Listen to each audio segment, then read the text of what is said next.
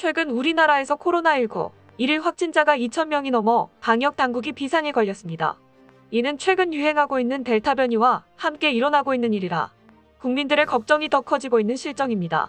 이러한 현상은 우리나라뿐만 아니라 전 세계적으로 일어나고 있어 세계보건기구는 코로나19 백신의 지식재산권을 면제하자는 의견을 내고 있지만 백신 제약사들은 수익이 떨어질 것을 우려하고 있고 세계 최다 백신 제조국인 미국 같은 경우 자신들의 백신 기술이 중국이나 러시아로 유출될까 우려하고 있어 이마저도 쉽지 않습니다. 이 덕분에 백신 생산에 제한이 생기고 백신 제조사들의 갑질도 이어져 접종률이 코로나19 확산세를 따라가지 못하고 있는 상황입니다. 하지만 최근 한국에서 코로나19 백신을 자체 개발하여 완료 단계까지 왔다는데요. 이것들이 개발되면 저개발 국가들에게도 백신 보급에 도움이 될 것이라고 보고 있습니다. 과연 세계보건기구가 제안한 지식재산권 면제가 왜 차질을 빚고 있으며 백신 제조사의 갑질과 우리나라가 개발한 백신에 대해 알아보겠습니다. 최근 세계적으로 코로나19 델타 변이 바이러스의 확산이 심각합니다. 가천의대 정재은 교수는 아직도 코로나19 감염세가 정점에 도달하지 못했으며 델타 변이 바이러스가 전체 확진자 중 차지하는 비율이 60% 정도 되고 앞으로 델타 변이의 비율이 점점 더 증가할 것이라는 예상을 내놓았습니다. 정 교수는 이런 위기를 넘기기 위해 1차적으로 접종률을 높여야 한다고 말하고 있는데요. 하지만 백신 제조사들이 지식재산권에 대해 완강한 태도를 보이고 있어 백신 수급에 차질이 있는 상황입니다. 이 말은 백신 제조사들이 백신 제조에 대한 노하우와 정보 등을 비밀로 하고 있는 것을 뜻합니다. 특히 의약품 제조 기술은 0.01%만 공개되지 않아도 그 효과를 내지 못하고 그 부작용이 클 수 있는데요.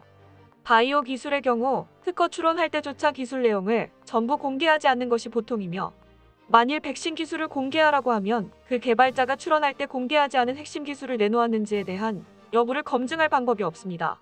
이 때문에 국가에서 긴급사태 선포로 제조사들이 낸 특허를 공개해도 제대로 된 백신을 만들 수 없는 이유입니다.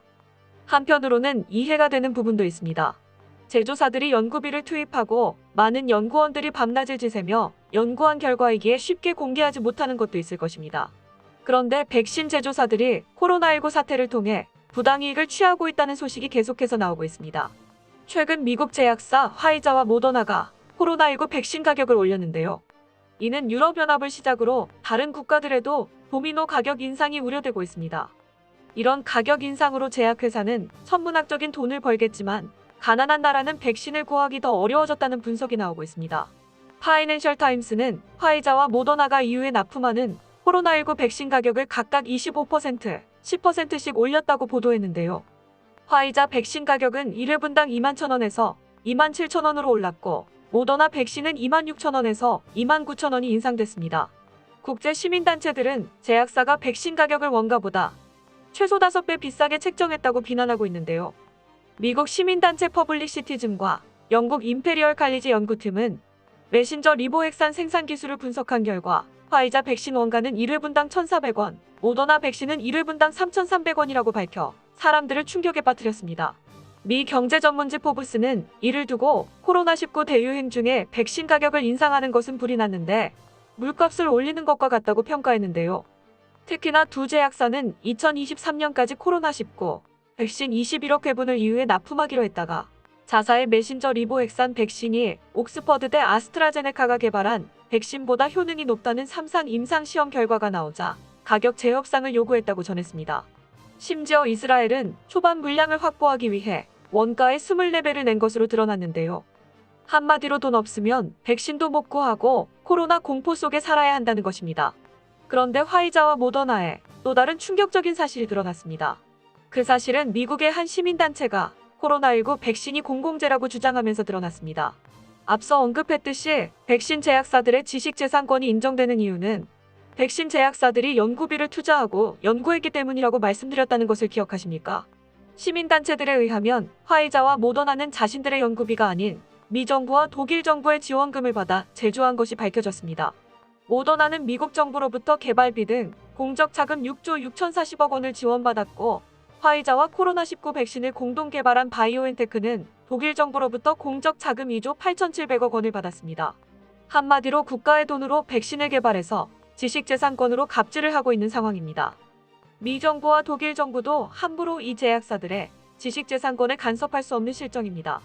미 정부와 독일 정부는 이 두 정부의 돈으로 개발된 백신 정보가 정치적으로 적대 관계에 있는 중국과 러시아에 들어갈 것을 우려하고 있습니다. 미국 몬태나주가 지역구인 공화당 스티브 데인스 상원의원은 지재권 보호 면제는 미국의 오랜 가치에 어긋나며 국제적으로 접종을 신속하게 하지도 않을 것이라고 주장했는데요. 데인스 의원은 이어 중국과 러시아 등의 좋은 일만 될 수 있다는 것을 지적하며 미국 과학자들이 수년간 힘들게 노력하고 독창성을 투입한 데다 수십억 달러의 미국 투자가 들어간 지식재산을 내줌으로써 중국과 러시아 같은 적국의 기술적 횡재를 건넬 수 있다고 말했습니다.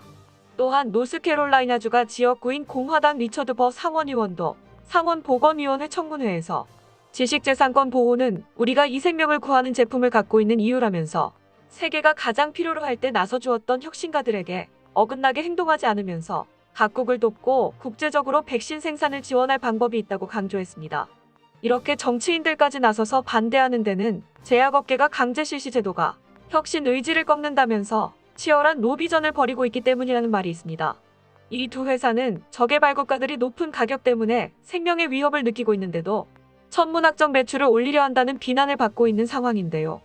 그럼에도 관계자는 백신 효과가 있어 가치가 상승했다고 말하며 돈을 위해 비난쯤은 무시하고 있습니다.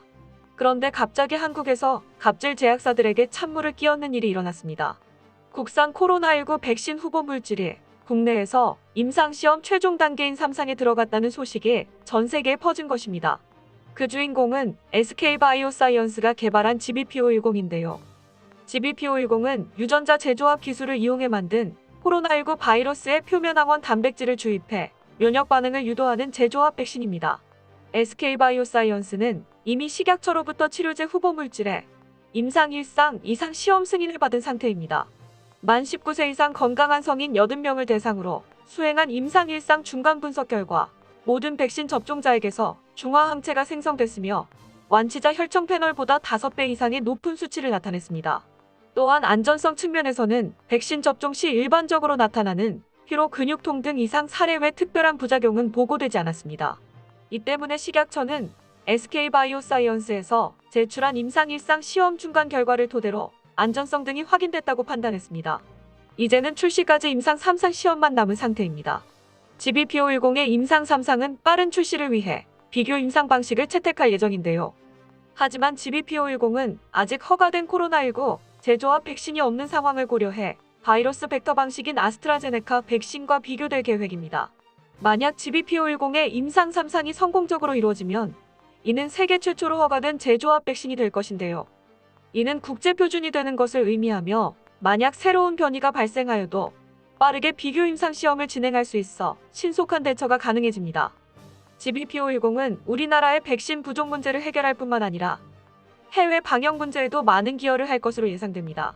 이 후보 물질에 적용된 합성항원 백신 플랫폼은 2에서 8도씨 냉장 조건에서 보관할 수 있어 적의 발국에서도 접근성을 확보할 수 있을 것으로 보입니다.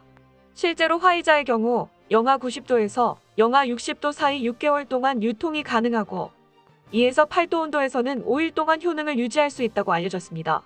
또한 모더나 백신은 영하 25도에서 영하 15도 사이 7개월간 보관이 가능한 것으로 파악됐는데요. 이는 고도의 보관 기술이 뒷받침돼야 하는데 적의 발국가들은 사실상 보관이 힘든 상태입니다. 실제로 세계보건기구에 따르면 한 해 생산되는 백신의 절반가량이 적정 보관 온도를 유지하지 못하거나 제때 운송되지 못해 폐기된다고 하는데요. 하지만 SK바이오사이언스가 개발한 GBP510은 냉장 조건이 까다롭지 않기 때문에 폐기되는 일은 많지 않을 것으로 예상됩니다. 백신 생산 능력 또한 충분합니다. SK바이오사이언스는 백신 공장인 경북 안동의 하우스를 통해 GBP510이 개발되는 즉시 연간 수억 회 분량을 전 세계에 공급할 수 있을 여력이 된다고 말했습니다. 이로써 백신 사각지대가 사라질 것으로 보이며 많은 생명을 구해낼 수 있을 거라 예상됩니다. 이런 것들이 알려지자 각국 정부와 시민단체 등 지원 행렬이 이어지고 있습니다. 아스트라제네카도 GBP510의 빠른 출시를 위해 굉장히 협조하는 분위기입니다.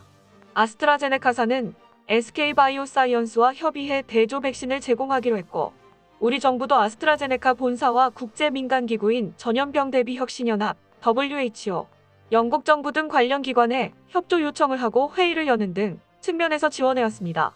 또한 빌앤 멀린다 게이츠 재단과 CPI의 지원을 받아 미국 워싱턴 대학 항원 디자인 연구소도 백신 물질 개발에 도움을 주고 있는데요.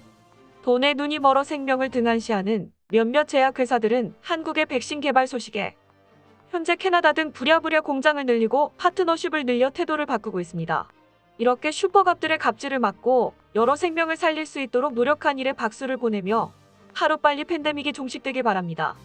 끝까지 시청해주셔서 감사합니다. 도움이 되셨다면 좋아요를, 다른 이야기도 궁금하시면 구독을 눌러주세요.